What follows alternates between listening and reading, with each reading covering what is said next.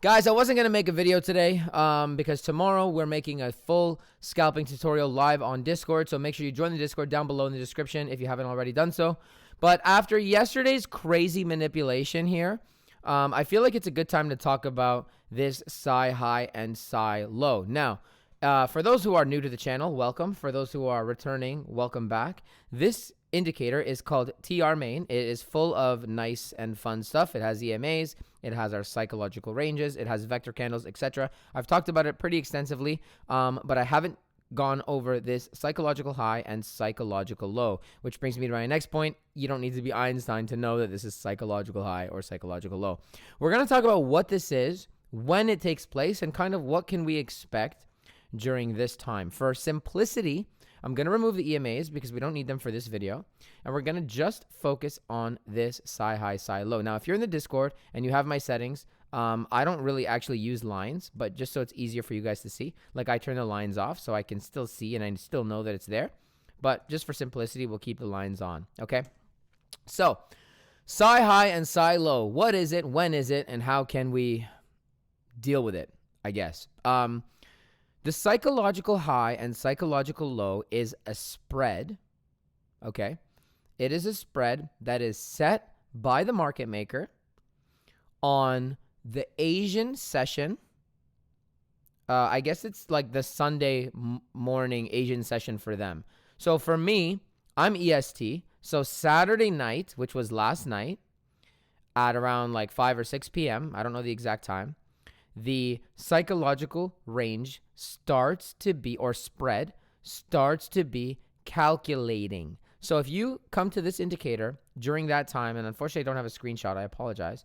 But if you come to this indicator during that time, this will say psi high calculating, ... And this will say psi low calculating, ... And the significance of this is, as I mentioned, it is a range that the market maker likes to set for the week, okay? And it's set during Saturday evening. So similar to the Brinks box, which is every day at the same time, this is every week at the same time. It is, for me, let's see, right over here, 6 p.m. on Saturday until,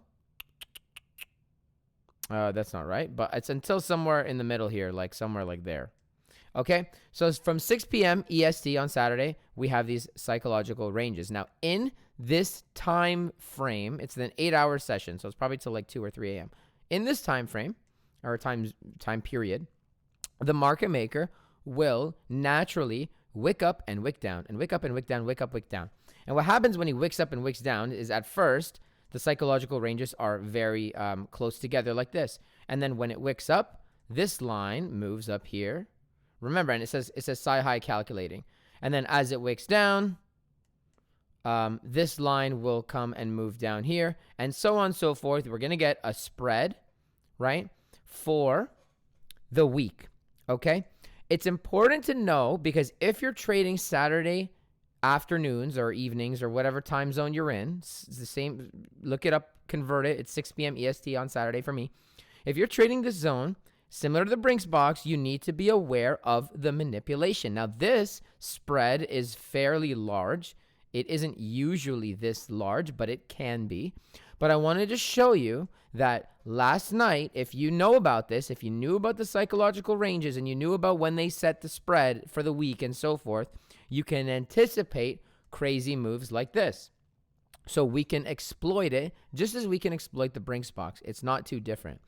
Now, the psychological high and psychological low is a range that it's basically support and resistance, right? And it can be support and resistance as a zone.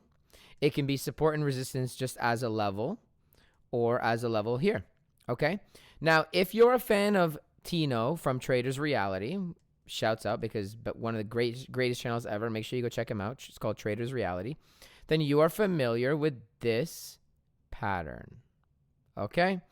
In other words, it's like a Wyckoff, whatever, but you're familiar with this sort of pattern. Now, this is the pattern that the market maker likes to utilize on really all time frames, including the weekly time frame. What do I mean by that? I mean, in a perfect world, theoretically, in theory, okay, And it doesn't always happen. So don't come at me if it doesn't happen the next time you catch it. But in a perfect world, what will happen is the market maker will shoot price up, hit the retrace, shoot price up, hit the retrace, shoot the price up, get an M formation at the top, and then shoot the price back down like this. And this is your week, okay? This is your week. And oftentimes, when they move away from the psychological high or psychological low, they will, at the midweek reversal, send it back towards those levels. So these are very important support and resistance to keep in mind for the week. Until next week, for me, Saturday comes around and the new psychological high and psychological low is set. Now, it doesn't always come back and it doesn't always look this pretty, okay? But this is the structure that we're looking for, and theoretically, it should, and in a perfect world, come back to those levels.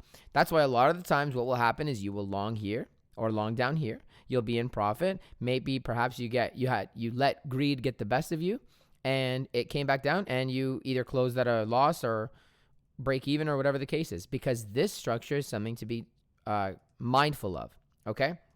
Now, that's another video for another day, but it's important to know, again, the psychological high and the psychological low, because price likes to come back to it.